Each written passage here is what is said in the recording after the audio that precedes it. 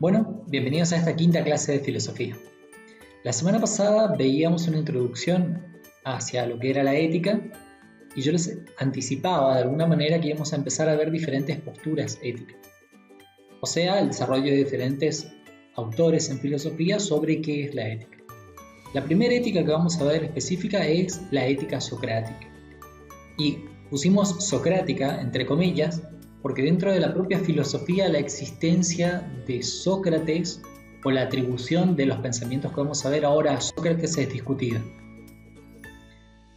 Sócrates no escribió nada, no hay libro, ustedes pueden investigar, no hay texto alguno que haya sido escrito por Sócrates. Entonces todo lo que nosotros sabemos de él nos llegó por Platón, la gran mayoría, su principal discípulo, o por algún otro autor de la época que hizo una breve referencia a Sócrates.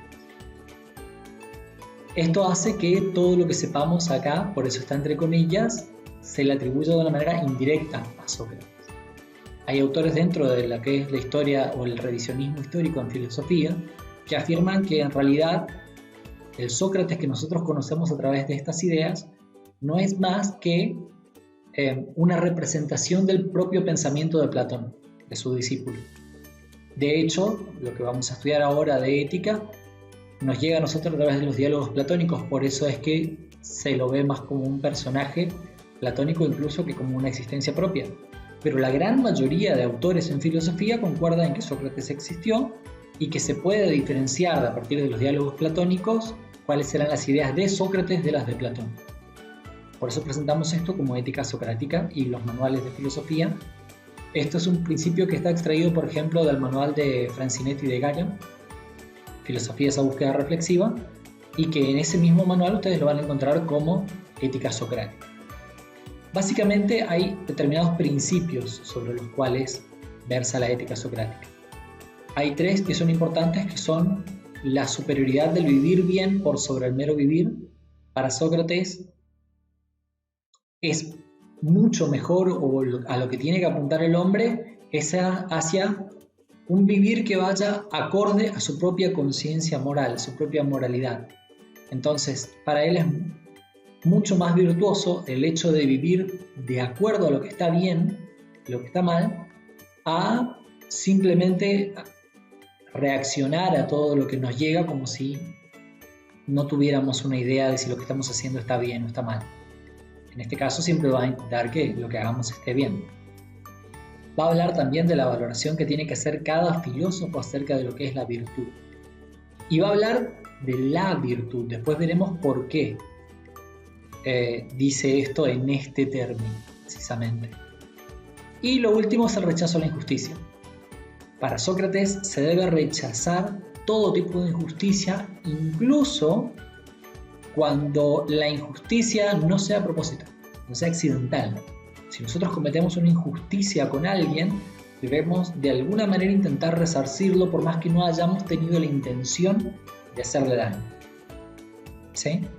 O de cometer esa injusticia. Básicamente, lo que hace Sócrates es conectar su postura ética con la gnoseología. Y vamos a ver ahora por qué.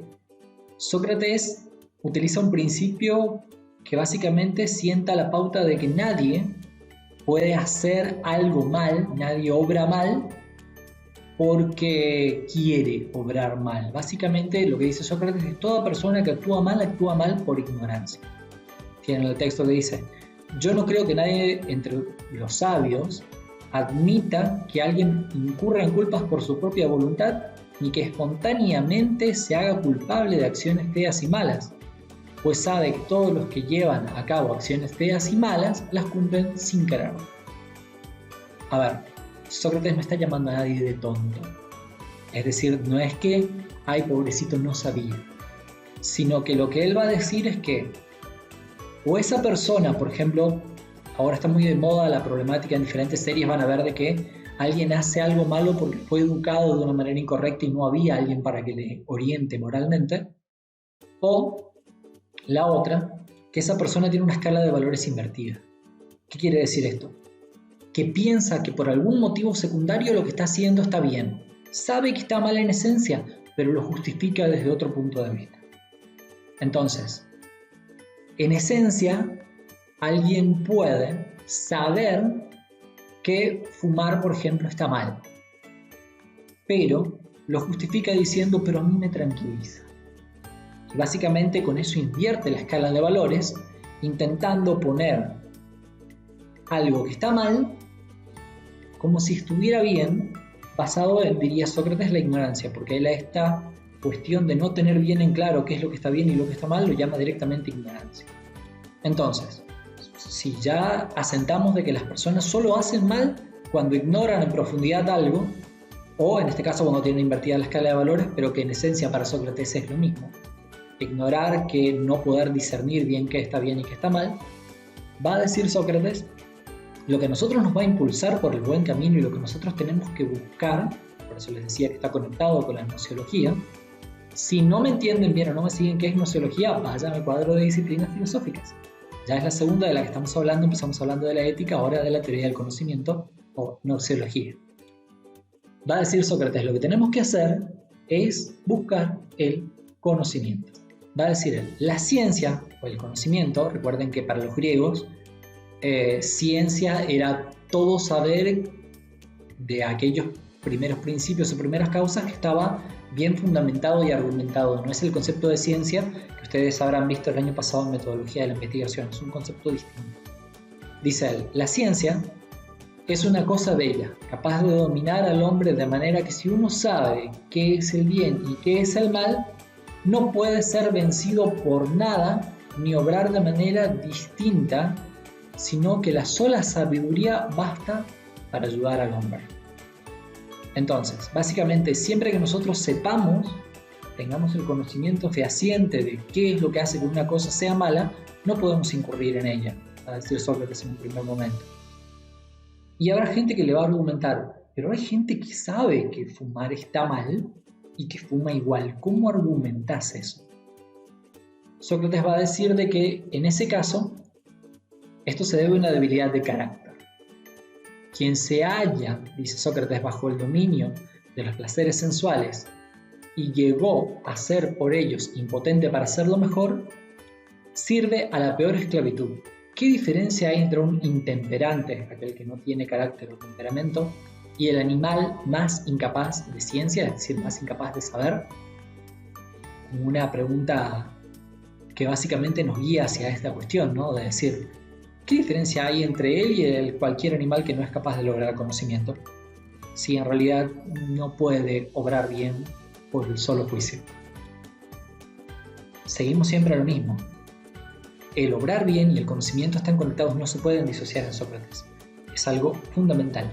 Por eso el mal es sinónimo de ignorancia.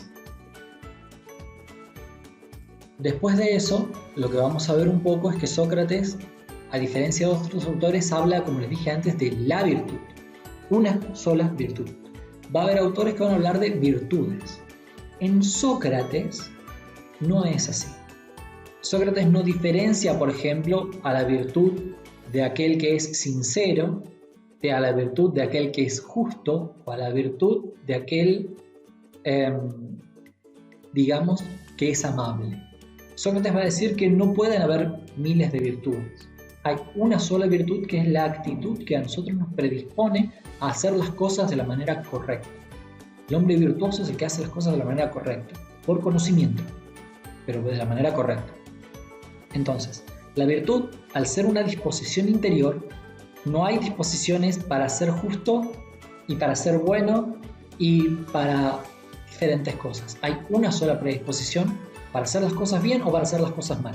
En el caso de que se hagan las cosas mal es un vicio, el antónimo de virtud en toda la filosofía va a ser vicio. Cuando se hagan las cosas mal será un vicio y cuando se hacen las cosas bien se estará ejerciendo la virtud. Bueno, esta postura ética no es de las más complicadas. La postura ética que vamos a ver la clase que viene es la aristotélica, por lo cual si quieren ver quién fue Aristóteles es una buena introducción. Y va a ser bastante más complicada que esta. En especial vamos a ver la diferencia que tiene el entendimiento de Aristóteles de las virtudes con el entendimiento de Sócrates de lo que decía de la virtud. Así que les voy a dejar una actividad que va a ser la siguiente. Voy a habilitar un foro para que ustedes puedan, en ese foro, volcar un ejemplo que ustedes piensen como propio de una situación que pueda ser analizada con la ética socrática y realicen ese análisis. Es decir, como yo les decía, cuando alguien obra mal por ignorancia, cuál sería el conocimiento que debería tener para no obrar mal y cuál sería el carácter correcto que a esa persona le permitiría hacer o no hacer eso. Eso es todo por esta clase y nos vemos la clase que viene.